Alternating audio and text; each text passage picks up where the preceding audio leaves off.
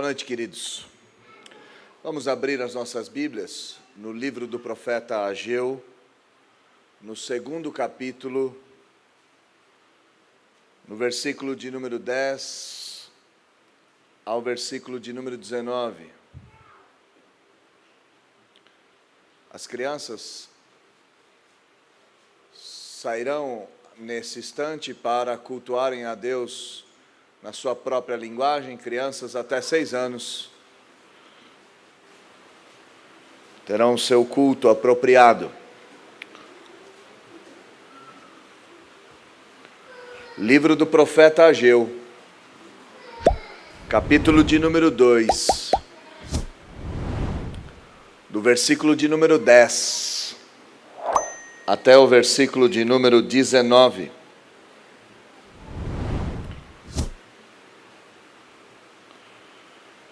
Todos acharam? Está escrito assim na Santa Palavra do Senhor.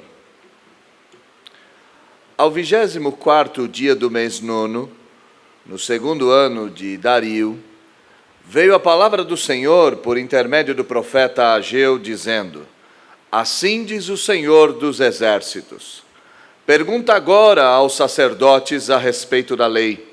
Se alguém leva a carne santa na orla de sua veste, e ela vier a tocar no pão, ou no cozinhado, ou no vinho, ou no azeite, ou em qualquer outro mantimento, ficará isto santificado? Responderam os sacerdotes: Não. Então perguntou Ageu: Se alguém que se tinha tornado impuro pelo contato com o corpo morto, tocar em alguma dessas coisas, ficará ela imunda? Responderam os sacerdotes: Ficará imunda. Então prosseguiu Ageu: Assim é este povo, e assim é esta nação perante mim, diz o Senhor. Assim é toda a obra das suas mãos, e o que ali oferecem, tudo é imundo. Agora, pois, considerai tudo o que está acontecendo desde aquele dia, antes de pordes pedra sobre pedra no templo do Senhor. Antes daquele tempo, alguém vinha a um monte de 20 medidas e havia somente 10. Vinha ao lagar para tirar 50 e havia somente 20. Eu vos feri com queimaduras e com ferrugem e com saraiva em toda a obra das vossas mãos, e não houve entre vós quem voltasse para mim, diz o Senhor. Considerai, eu vos rogo, desde este dia em diante, desde o 24º dia do mês nono, desde o dia em que se fundou o templo do Senhor, considerai nestas coisas. Já não há semente no celeiro. Além disso, a videira, a figueira, a romeira, a oliveira não têm dado os seus frutos, mas desde este dia vos abençoarei. Vamos orar mais uma vez? Feche seus olhos, baixe sua fronte. Vamos falar com Deus. Ó Deus bendito, como é bom e agradável lhe cantar louvores. Fica bem ao Senhor receber a adoração do seu povo. Ao mesmo tempo, louvar a Ti nos é uma alegria indizível. Cantar que Sua palavra permanece, cantar que o Senhor é exaltado, te agradecer por todas as bênçãos, enche o nosso coração de alegria. Fomos preparados por meio da liturgia e dos louvores para chegarmos até aqui, e aqui estamos, diante da Sua palavra que foi aberta e que foi lida. Suplicamos, ó Deus bendito, que por graça, misericórdia, o Senhor venha falar com cada um de nós, venha aplicar a Sua santa lei às nossas vidas, venha nos transformar por meio do Seu santo Evangelho. A única coisa que eu lhe peço, Senhor, é que eu não venha atrapalhar o Senhor nessa Sua ação de aplicar a Sua palavra nos nossos corações. Fale conosco, fale com cada um de nós. É o que nós te pedimos em nome de Jesus. Amém. Chegamos à quarta exposição no livro do profeta Ageu. Fomos exortados na primeira exposição sobre retornarmos às nossas vidas, o nosso empenho, a reconstrução da obra do Senhor, que no contexto de Ageu estava devastada e no nosso contexto precisa ser retomada. A segunda mensagem, o Senhor nos deixou claro que a intenção dele é avivar a sua obra em nossos dias, que é propósito de Deus que sua casa seja restaurada e reconstruída e que sua glória atinja as nações. É propósito do Senhor fazer morada em nós e no nosso meio. A terceira mensagem, a palavra do Senhor veio mais uma vez a nós por meio do profeta Ageu, dizendo que, a despeito daquilo que nossos olhos eram capazes de ver, Deus nos traria os recursos necessários. Deus faria vir as condições necessárias. Se cuidássemos da sua obra, o Senhor cuidaria de nós. E a glória deste segundo tempo seria maior, porque a glória apontaria para Cristo. No entanto, algo nos falta. No entanto, algo tem deixado a desejar. Algo em nós tem sido posto em segundo plano e que nos impede de receber e de desfrutar das ricas bênçãos do Senhor. Se o avivamento nos é predito e previsto, se o avivamento chegará a nós por intermédio do Senhor, pela vontade do Senhor, e isto é monergístico, é vontade de Deus, é Ele quem faz, compete ao povo santo de Deus ser de fato santo. A mensagem nessa noite vai apontar para este aspecto. Sem santidade não teremos avivamento. Sem santidade, não veremos a glória do Senhor. O texto começa dizendo que apenas 2 meses e 3 dias depois da segunda mensagem, Deus se inclina mais uma vez para falar com o povo. Versículo de número 10 diz: ao 24º dia do mês nono, no segundo ano de Dario ou Dário. No capítulo de número 2, versículo de número 1, diz exatamente este intervalo de 2 meses e 3 dias. Capítulo de número 2 diz: no segundo ano do rei Dário, no 7º mês, ao 21º mês, veio a palavra do Senhor por intermédio do profeta Ageu. 2 meses e 3 dias depois da segunda mensagem, o Senhor mais uma vez se inclina em direção ao povo, o Senhor mais uma vez fala com o povo, o Senhor mais uma vez transmite a sua mensagem ao povo. Não podemos perder de diante dos nossos olhos que a intenção é de Deus, que é Ele quem vem a nós, que é Ele quem envia a sua palavra, que é Ele quem fala aos nossos corações, que é Ele quem busca o despertamento das nossas vidas. É sempre o Senhor é a motivação ou é a causa inicial, sempre vem do Senhor a intenção de falar conosco. O versículo de número 10 diz que a palavra veio por intermédio do profeta Ageu. O profeta Ageu não diz nada da sua cabeça, o profeta Ageu não diz nada do seu coração, o profeta Ageu não diz nada das suas impressões em relação ao seu tempo. O profeta Ageu é uma testemunha fiel que proclama a palavra do Senhor. 2 meses e 3 dias depois da segunda mensagem, Deus fala mais uma vez, Deus transmite a sua mensagem. E o que Deus tem a falar? Em tão pouco tempo, qual é a mensagem de Deus? Versículo de número 11 diz que assim diz o Senhor dos Exércitos, e na nossa primeira mensagem, na primeira exposição feita pelo reverendo Jonatas, ele enfatizou que quem está falando é o Senhor dos Exércitos, e aqui isso é muito importante. O povo de Israel não tinha mais como se defender, o povo de Israel não tinha mais a sua armada, o povo de Israel não tinha mais o seu corpo de profissionais militares estabelecidos. Era um povo vivendo debaixo do cativeiro de uma nação muito maior. Deus quer deixar claro que, a despeito das incapacidades do povo, Ele continua sendo o Senhor dos exércitos, Ele continua sendo detentor de todo o poder, de toda a força militar, Ele continua detendo em si mesmo toda a ordem das miríades de milhares de milhões de anjos que lutam por Deus e para Deus. Ele é aquele que tem todo o domínio, é isso que o texto nos diz. 2 meses e 3 dias, Deus se inclina por intermédio do profeta Joel, e não qualquer Deus, não qualquer Senhor, mas o Senhor dos exércitos, aquele que tem domínio sobre tudo e todos, e fala especificamente com os sacerdotes do povo.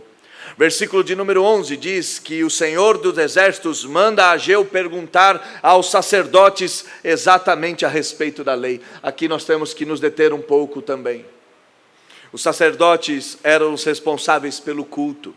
Os sacerdotes eram responsáveis pela instrução. Os sacerdotes eram responsáveis por explanar a sã doutrina e que o povo andasse na sã doutrina. A sociedade de Israel era tripartite. O rei cuidava dos aspectos militares, os sacerdotes cuidavam dos aspectos religiosos e o profeta falava para corrigir os 2 aspectos. O profeta sempre vinha para corrigir ou o palácio ou a igreja. O profeta sempre era levantado para corrigir uma dessas 2 esferas, quando não as 2. Aqui em específico, o profeta é levantado para falar com os sacerdotes a respeito da lei do Senhor, a respeito do entendimento que os sacerdotes tinham da palavra de Deus. E a fala é, no mínimo, interessante. Versículo de número 12, Deus pergunta aos sacerdotes por meio do profeta Ageu: se alguém leva carne santa na orla da sua veste, e ela vier a tocar no pão, ou no cozinhado, ou no vinho, ou no azeite, ou em qualquer outro mantimento, ficará isto santificado? Os sacerdotes podiam levar para casa, ou eram mantidos por parte dos sacrifícios que eram feitos no templo. A sociedade de Israel, assim que estabelecida na terra prometida, a terra é dividida entre as tribos, e a tribo de Levi não leva nenhum pedaço de terra para si. Competia aos levitas cuidarem do templo, competia aos levitas cuidarem do culto, competia aos levitas cuidarem da instrução, competia aos levitas cuidarem da sã doutrina, e Deus então se encarrega as demais tribos do sustento dos levitas. Parte da carne assada, parte da carne sacrificada, parte das oferendas feitas no templo eram destinadas aos levitas.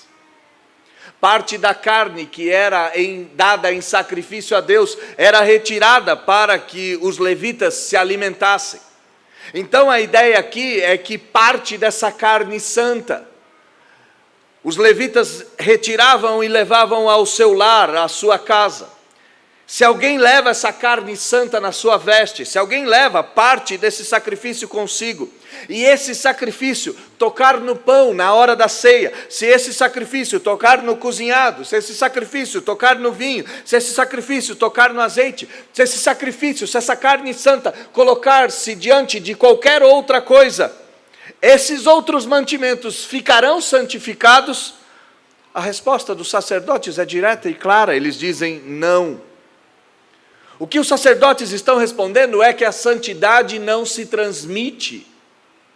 Um objeto santo não passa santidade a outro objeto. A santidade não é partilhada.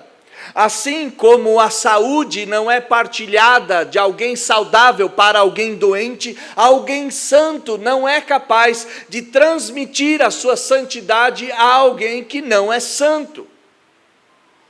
A santidade não se transmite, a santidade não se divide. Eu não sou capaz de pegar parte da minha santidade e te doar. Eu não sou capaz de pegar parte da minha saúde e lhe entregar. Alguns líderes do nosso tempo pensam assim, acreditam que a sua santidade pode ser partilhada com outras pessoas, mas os sacerdotes lá atrás, no século VI, no século V, já afirmavam, século VI e V antes de Cristo, já afirmavam que a santidade é impossível de ser transmitida. A resposta é contundente: não é possível que a carne santificada santifique outras coisas simplesmente pelo contato. Então Deus levanta a segunda pergunta, Deus então levanta o segundo questionamento. O profeta Ageu, sendo instrumento do Senhor, fala mais uma vez com esses sacerdotes e pergunta: se alguém que se tinha tornado impuro pelo contato com o corpo morto tocar em alguma dessas coisas, ficará ela imunda? A pergunta é inversa. Se a coisa santa não transmite santidade, a coisa imunda transmite pecaminosidade e imundície? Lembremos de Sansão, o velho Sansão, que ao satisfazer a sua fome, ao satisfazer o seu desejo pela doçura, toca num animal morto. A imundície do cadáver passa para Sansão, e Sansão se torna imundo. A pergunta é: um imundo tocando em coisas imundas transforma essas coisas imundas? E a resposta dos sacerdotes é sim. Alguém imundo transmite a sua imundície. Em outras palavras, se a santidade não é transferível, a pecaminosidade sim. A pecaminosidade é contagiosa. A pecaminosidade, ela vai abarcando esferas. E nós não precisamos ir muito longe para entender isso. Quando um chefe de família peca, o pecado do chefe de família atinge toda a sua família. Quando um líder religioso peca, o pecado do líder religioso atinge toda a igreja. Nós sabemos disso. E é mais fácil sermos afetados, atingidos, incorporados pelo pecado do que pela santidade. Eu me lembro de algumas conversas que tive com minha filha na adolescência. E minha filha usava argumentos mais ou menos assim: o Senhor me proíbe de fazer algumas coisas, mas na escola todo mundo faz. No meu ambiente é comum tal coisa, todos eles praticam. O que minha filha estava dizendo é: pai, eu vivo numa sociedade repleta de pecado, e esse pecado é comum, e esse pecado já me atingiu, porque o Senhor me proíbe de viver como eles? E a minha resposta para a minha filha era: aumente um pouco o nível das exigências em relação à sua vida. Se você se compara com as meninas de 14 anos que namoram há 3 anos, eu gostaria de te comparar com um menino de 14 anos que alcançou o seu primeiro $1 milhão por meio do desenvolvimento de tecnologia. Quem se compara por baixo, vive por baixo. Quem se compara por cima, vive por cima. Tanto é que o comparativo do crente não é outro a não ser o Senhor Jesus Cristo. É o comparativo maior que a gente pode ter. A santidade não se transmite, mas a pecaminosidade se transmite. A primeira resposta dos sacerdotes é negativa, a segunda resposta é positiva. Sim, uma coisa imunda transmite imundície a todas as demais. Então Deus vai comparar os sacerdotes, a nação, a esta metáfora, a esta parábola que ele acabou de fazer e de transmitir aos sacerdotes. O profeta Ageu prossegue, no versículo 14: assim é este povo, e assim é esta nação perante mim, diz o Senhor. É uma nação que não tem conseguido partilhar da santidade, mas tem sido afetada pela pecaminosidade. Zorobabel e Josué haviam respondido à mensagem do Senhor. Zorobabel e Josué haviam se inclinado em santo temor e tremor a Deus, mas a santidade dos príncipes, a santidade do sumo sacerdote não haviam sido suficientemente grandes para alcançar toda a nação, pois é impossível a santidade ser transmitida por osmose. Mas a pecaminosidade dos sacerdotes, sim, estava afetando todo o povo. Temos que entender a cena que está por trás. O templo do Senhor está em escombros, a casa do Senhor está como um monturo. O templo é como se fosse um grande cadáver a céu aberto. As coisas do Senhor estão imundas, estão destruídas. E os sacerdotes continuam prestando culto em cima daquele monturo, em cima daquela cena horrenda. Os sacerdotes continuavam cultuando a Deus de qualquer maneira, sem se atentar para a ordem do culto, sem se atentar para a obediência da lei de Deus, sem se atentar que Deus é puro de olhos e exige sacrifícios puros. É como se eles tivessem saído da Babilônia, mas a Babilônia não tivesse saído do coração dos sacerdotes. 100 anos à frente, o profeta Malaquias vai inquirir mais uma vez os sacerdotes, amando de Deus, por meio da palavra de Deus, e vai dizer: vocês desprezam a minha casa. E os sacerdotes perguntam: como é que nós desprezamos a sua casa? O profeta Malaquias diz: quando vocês trazem animal coxo a mim, vocês estão me afetando, vocês estão me desprezando, vocês estão me afrontando. Quando vocês entregam pão fora da receita. Entendam, irmãos, aquele que é alvo do culto é o único que determina como o culto deve ser feito. Não basta sermos sinceros, a sinceridade não nos levará a um culto aceitável. Olhemos para o Antigo Testamento, olhemos para Caim. O culto de Caim é o culto da expressão do agricultor, é o culto da competência, é o culto ornamentado, é o culto dos braços que entregam e produz. No entanto, o culto de Caim é fora da receita, o culto de Caim é fora da ordem.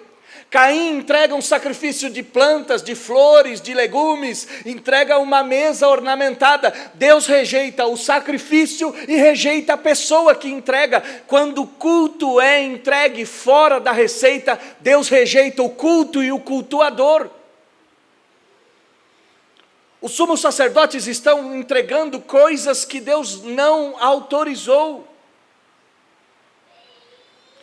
Não basta ser de coração tudo o que eu fizer, um hino de louvor a Jesus de Nazaré. Tem que, além de ser de coração, tem que ser em obediência cultica, tem que ser em obediência a Deus. Se eu e o reverendo Jonatas chegarmos aqui e sacrificarmos um cordeiro, sacrificarmos uma galinha, sacrificarmos qualquer animal e dissermos à igreja: nós estamos sinceramente cultuando a Deus, o culto é rejeitado porque Deus não pediu para que nós fizéssemos isso.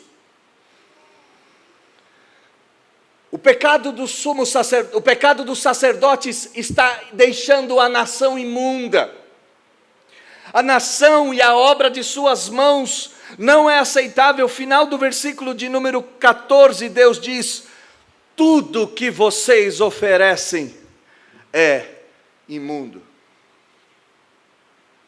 2 meses e 3 dias depois da segunda mensagem de Deus, dizendo que Deus traria as condições, Deus volta a falar com o povo e diz: vocês não estão entendendo que eu quero correção de vocês, eu quero que vocês regressem à minha obra, eu quero trazer avivamento sobre a vida de vocês, eu trarei todas as condições para que vocês executem a obra, mas algo é necessário pureza, é necessário santidade, é necessário obediência, é necessário que os sacrifícios entregues a mim sejam sacrifícios agradáveis a mim.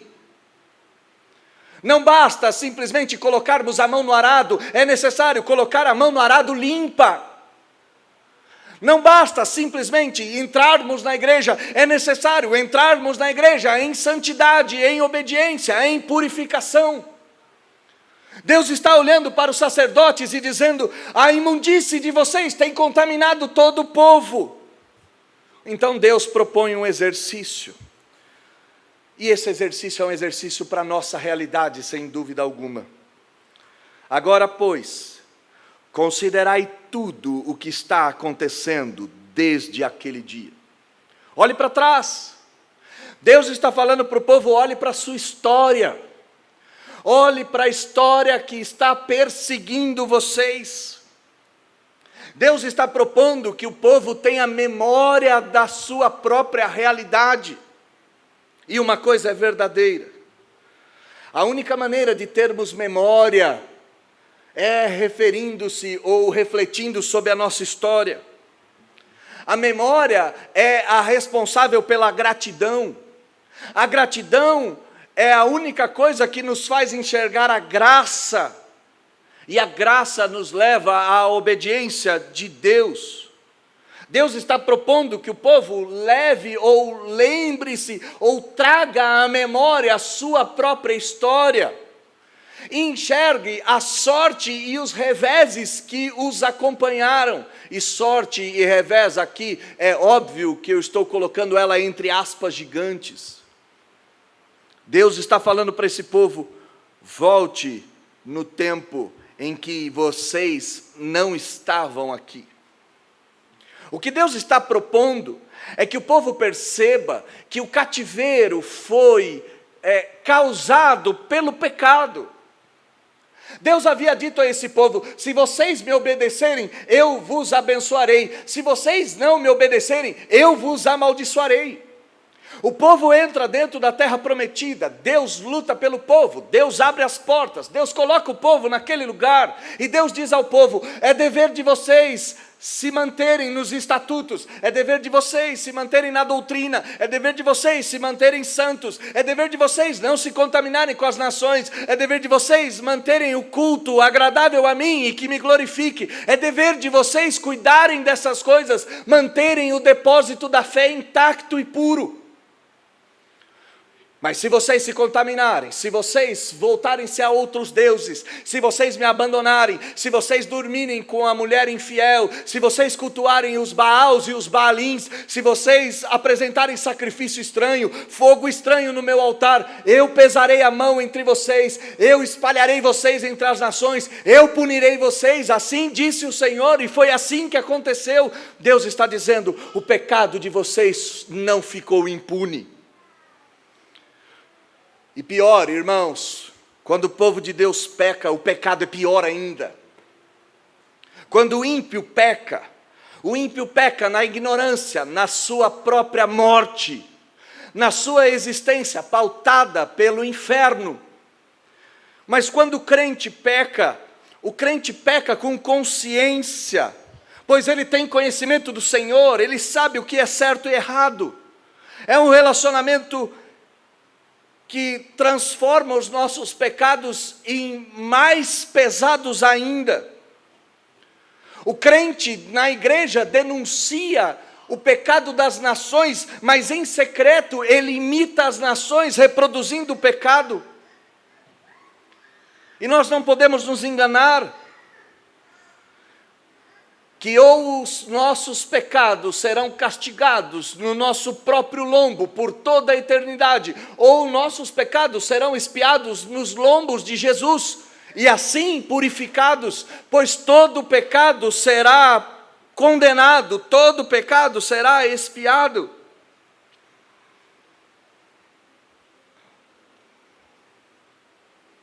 Deus mostra que o cativeiro foi ocasionado por causa do pecado. E Deus mostra que a falta de prosperidade do povo era exatamente por causa do contínuo pecado do povo. Olhe comigo a continuidade do texto. O Senhor diz: antes daquele tempo, versículo de número 16, antes de vocês retornarem e colocarem as primeiras pedras, e durante esse período de reconstrução, vocês podem perceber que mesmo tendo a certeza de colher 20 medidas, o que vocês levavam para casa era somente 10. Quando vocês vinham ao lagar, versículo de número 16, para tirar 50, havia somente 20. Deus está dizendo, a falta de prosperidade de vocês é exatamente consequência do pecado de vocês. E aqui eu preciso tomar muito cuidado, porque eu não estou dizendo que a situação em específico, na sua vida particular, ela é ocasionada por um pecado específico. O que eu estou querendo dizer é que neste contexto aqui e no contexto da igreja, a nossa falta de prosperidade, aquela sensação de que a gente ganha com a mão direita e perde com a mão esquerda, aquela sensação que a gente está tentando colocar a água do mar dentro de um buraco da praia, aquela sensação que a gente está tentando guardar a areia nas nossas mãos e ela escorre dos nossos dedos, ela é ocasionada por contínuos pecados ou pela manutenção de contínuos pecados. O povo de Deus padece de falta de prosperidade exatamente porque o povo de Deus padece de falta de santidade. É isso que Deus está dizendo por meio do profeta Ageu. Iam colher, iam levar 100%, mas ao chegar no lugar o que tinha era só 50%, iam receber o fruto do lagar, e lá, na verdade, só 40% do fruto foi dado. E para piorar, parece que o azar acompanha esse povo, porque se você olhar o versículo de número 17, quando as coisas produziam de uma hora para outra, vinham acidentes climáticos, e feriam a plantação com queimaduras, com ferrugem e com saraiva. O Senhor está dizendo alguma coisa mais ou menos assim: enquanto vocês continuarem vivendo uma vida dupla, enquanto vocês não se santificarem, enquanto vocês não se arrependerem, enquanto vocês não voltarem à fidelidade, enquanto o culto de vocês não for um culto da obediência e da expressão do coração, a vida de vocês continuará do mesmo jeito. A prosperidade não vos atingirá, e o azar de coisas que de repente acontecem será marcante na vida de vocês. Quando tudo parece que vai dar certo, uma chuva forte vem sobre a plantação e leva toda a plantação. Quando tudo parece que vai enfim caminhar, uma chuva de pedra vem e queima toda a plantação. Quando tudo parece que vai se alinhar, uma saraiva vem e consome todas as coisas. Irmãos, Deus está dizendo, olhe para o passado, olhe para a sua realidade e perceba a sua falta de prosperidade. E por que eu disse que nós temos que fazer um exercício? Porque eu entendo que de alguma forma, se nós abrirmos a janela da vida e olharmos para a nossa realidade, nós vamos ver o mesmo grito de Deus, dizendo, eu estou assolando vocês com chuvas, eu estou assolando vocês com tempestades, eu estou assolando vocês com pestes, eu estou assolando vocês, apertando a vida de vocês, a morte tem cercado a vida de vocês, a doença tem estado nas portas de vocês, o desemprego tem assolado a vida de vocês, o dinheiro tem saído pela porta, a despensa está ficando vazia, eu tenho colocado vocês numa situação de aflição e de angústia, para que vocês voltem-se a mim, e parece que nós somos surdos ao grito de Deus. O povo aqui é surdo ao grito de Deus. Deus está dizendo, as coisas não dão certo por vocês, não é por causa do azar, eu vos feri, diz o Senhor no versículo de número 17, eu pesei a mão sobre vocês, eu estou trazendo o castigo sobre a vida de vocês. Mas uma coisa nós não podemos tirar diante dos nossos olhos: Deus disciplina o povo para que o povo se volte a Ele. É como um pai que corrige o seu filho. O pai que corrige o seu filho não corrige seu filho por ódio, não corrige seu filho porque o detesta. É exatamente o contrário.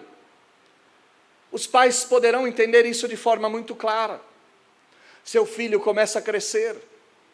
Seu filho começa a achar que entende das coisas mais do que você, e de repente seu filho começa a se desviar do caminho.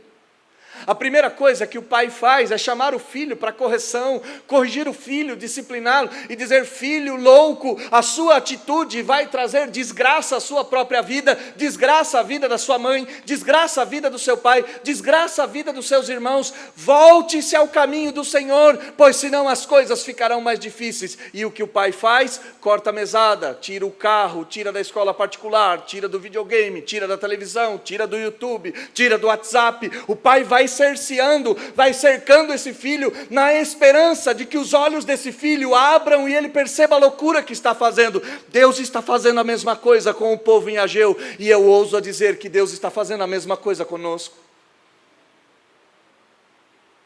Deus está disciplinando o seu povo, acidentes climáticos, forças da natureza, eventos que parecem ser ocasionados pelo azar, situações que não dão certo, as coisas que não andam, e quando a gente imagina que tudo vai acabar, vem uma segunda onda, vem uma terceira onda, e quando a gente imagina que enfim as coisas vão voltar ao normal, tudo volta a ficar mais difícil, e num final de semana como esse, todas as coisas estão fechadas.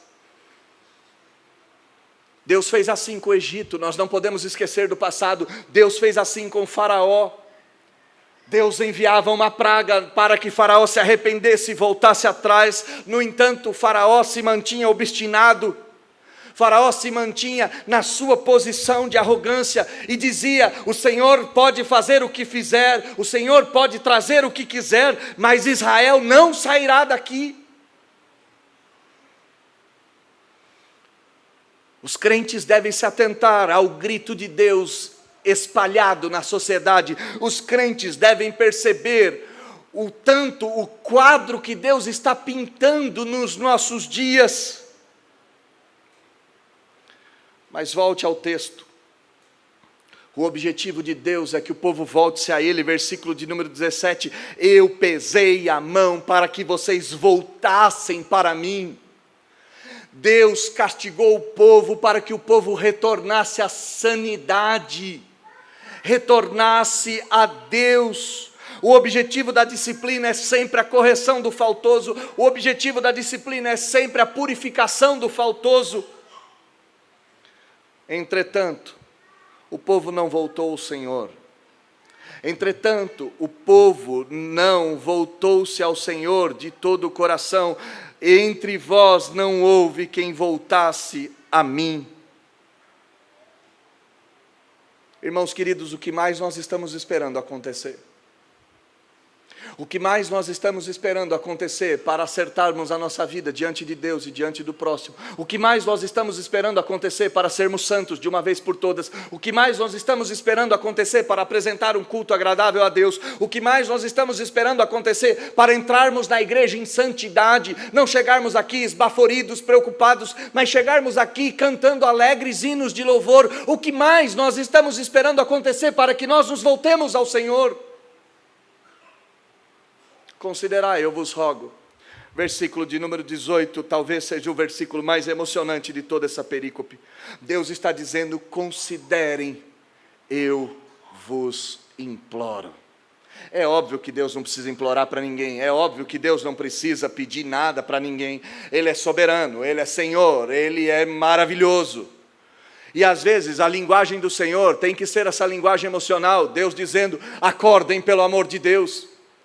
Deus dizendo: olhem, por favor, enxerguem a realidade. Eu vos suplico, em rogo, em oração, em prece, eu vos imploro. Se nós olharmos para a história de Marta e Maria, Marta está atarefada. Marta vai olhar para Deus e vai falar: você não se importa, em Jesus Cristo. Marta vai acusar sua irmã de estar despreocupada com as coisas. Marta vai dizer a Deus: ordena que ela saia daí. A palavra de Jesus deveria ser dura para Marta, a palavra de Jesus deveria ser castigando Marta. No entanto, Jesus diz: Marta, Marta, Marta. É uma palavra doce, amorosa. Aqui Deus está usando a mesma palavra doce. Ele está dizendo: povo santo de Deus, povo santo de Deus. Considere o vosso passado, mas considere o vosso presente. É como se Deus dissesse: chega, chega, eu vos imploro, chega.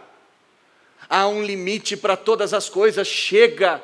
Considere todo o vosso passado, mas considere o dia em que vocês estão. Considere o 24º dia do mês 9. Considere exatamente o dia que vocês estão agora. Olhem para a vossa realidade, olhem para as vossas circunstâncias, olhem para o vosso tempo e deem um basta nisso. É o que Deus está dizendo. Chega! Chega! Irmãos, dói em mim, pois me falta santidade, me falta oração, me falta clamor, me falta purificação, me falta jejum, me falta leitura, me falta consagração, e é como se Deus dissesse: Daniel, até quando chega? Até quando mais eu precisarei gritar aos vossos ouvidos para que você ouça? Considere essas coisas, considere a minha fala, considere a terceira vez que eu venho falar a vocês, e aqui eu posso dizer sem medo de errar, considere as exposições que vocês estão ouvindo nesse lugar, considere o que Deus está falando por meio do profeta Ageu. Considere que Deus é tardio em irar-se, mas Ele se ira. Considere, sim, que nós temos que voltar e colocar a mão no arado, é verdade. Considere que o grande desejo de Deus é trazer um avivamento para as nossas vidas, é verdade. Considere que a glória da segunda casa em Cristo Jesus é maior do que a primeira, e é verdade. Considere que se você cuidar das coisas de Deus, Deus vai cuidar das suas coisas, é verdade. Considere todas essas coisas, mas considere que se você não for santo, que se seu culto não for obediente, que se sua vida for reta, você não vai conseguir ter santidade, e pelo contrário, sua vida imunda vai imundiciar as outras coisas. Considere tudo isso, olhe para o vosso passado, perceba como as coisas se repetem e mudem isso. E rompam com isso, e encerrem esse ciclo vicioso de sorte e revés, de 2 passos para frente e 3 passos para trás, de uma vida que ganha com a mão direita e perde com a esquerda, de uma vida que passa ano e entra ano, e você faz as mesmas promessas: eu vou ler a Bíblia toda, eu vou ser fiel nos dízimos, eu vou participar das sociedades internas, eu vou estar na escola dominical, e fazendo sacrifícios de tolos e promessas de tolos, faz o próprio Deus de tolo. Chega. A palavra aqui é para mim, não é para vocês. É como se Deus dissesse: chega. Chega. Não significa que as coisas vão mudar. Se você se colocar e se posicionar para ser uma pessoa mais santa, se você se arrepender dos seus pecados, se você clamar ao Senhor, se você se purificar, se você voltar à obediência, se você voltar às coisas, não significa que num passe de mágica tudo vai mudar. É bem provável que, conforme o versículo de número 19 nos diz, ainda não haja semente no celeiro. É bem provável que a videira não passe a dar o seu fruto. É bem provável que a figueira, a romeira e a oliveira não a produzam de forma abundante. É bem provável que isso se mantenha. Mas o que não é provável é que sua vida continue do jeito que ela sempre foi. Porque se o meu povo orar, se meu povo se humilhar, se meu povo se arrepender, eu ouvirei do céu, diz o Senhor, e me inclinarei a eles, e sararei a vossa terra, e estarei com eles. O versículo de número 19 diz: mas desde o dia que vocês se colocarem em santidade, eu vos abençoarei.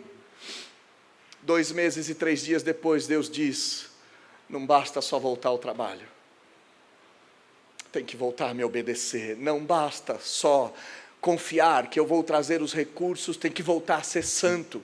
Não basta só eu dizer que vou vos abençoar, é necessário o povo de Deus se humilhar, é necessário o povo de Deus se voltar a mim. Eu não tenho como terminar esse culto de outra forma, a não ser convocando cada um dos irmãos a um arrependimento verdadeiro. A palavra do Senhor para os sacerdotes dizia aos sacerdotes: voltem a ser santos, porque a santidade de Josué e de Zorobabel não será transferida. Cada um deve ser santo. A palavra do Senhor é: seja santo como eu sou santo. A palavra do Senhor é que sem santidade ninguém verá a Deus. A palavra do Senhor é que somente aquele que for puro de mãos, tiver as mãos purificadas e os pés, subirá ao templo do Senhor. A palavra do Senhor é que sem as vestiduras brancas ninguém chegará a Deus, ninguém conseguirá estar na presença do Senhor. A palavra do Senhor é clara: sem santidade é impossível agradar a Deus. A palavra do Senhor é clara em relação a isso. E não basta Deus nos convocar para a volta do trabalho, Deus nos convoca para a volta à santidade, Deus nos convoca para o arrependimento, Deus nos convoca para a obediência, Deus nos convoca para os sacrifícios vivos de louvor e honra e glória a Ele. E eu não tenho como ver seu coração, eu não consigo ver se você se arrependeu ou não, eu não tenho essa competência. Meu coração é tão ardiloso e eu, por causa do pecado, sou tão enganado que não consigo nem mesmo determinar se o meu coração está arrependido. Mas uma coisa eu posso fazer e uma coisa eu acho que você também pode fazer. Se você não é capaz de mudar o seu coração, você é incapaz de submeter ou de sujeitar a sua carne. Você é capaz de colocar freios na sua própria existência. Você é capaz de se levantar e dobrar os seus joelhos diante de Deus como um ato de submissão diante de Deus. Então a minha convocação não é para que você se arrependa somente. É para que você entenda que Deus quer que você pessoalmente seja santo. E que não haverá santidade sem antes existir humilhação e sujeição. E não há ato de maior humilhação do que um homem ou uma mulher de joelhos dobrados diante do Senhor. Então o que eu te peço, de alguma maneira, se humilhe diante do Senhor nessa noite. Eu vou pedir para o nosso pastor, reverendo Jonatas, fazer uma oração por todos nós. Mas antes de pedir para que ele faça essa oração, eu vou pedir para você se colocar de joelho no seu lugar, colocar a sua boca no pó e se arrepender da sua falta de santidade, da sua falta de compromisso, da sua falta de obediência, da sua falta de temor. Se arrepender, porque cada dia que você entra na igreja, você sai do mesmo jeito. Se arrepender de que vir à igreja, na maioria das vezes, é um fardo. Se arrepender de que não adianta ouvir a palavra de Deus se não houver nenhuma sujeição da carne. Se arrepender de que Deus grita aos nossos ouvidos e parece que a gente não escuta. Se arrepender que Deus está trazendo a morte ao nosso quintal, ao quintal da nossa casa, e mesmo assim não há nenhum temor em nós. Se arrepender de tudo que está acontecendo. Eu te convido, em nome de Jesus, a orar, a pôr a boca no pó, a pedir perdão. Porque Deus está aqui, irmãos, e Deus está nesse lugar, desde o primeiro dia em que nós começamos a pregar em Ageu. Deus tem se mostrado nesse lugar, Ele está aqui, e nós não podemos negar isso. Ele está diante de nós e vê o nosso coração. Arrependam-se diante de Deus em nome de Jesus, voltem à santidade em nome de Jesus, pois sem santidade não haverá avivamento, sem santidade não haverá retorno.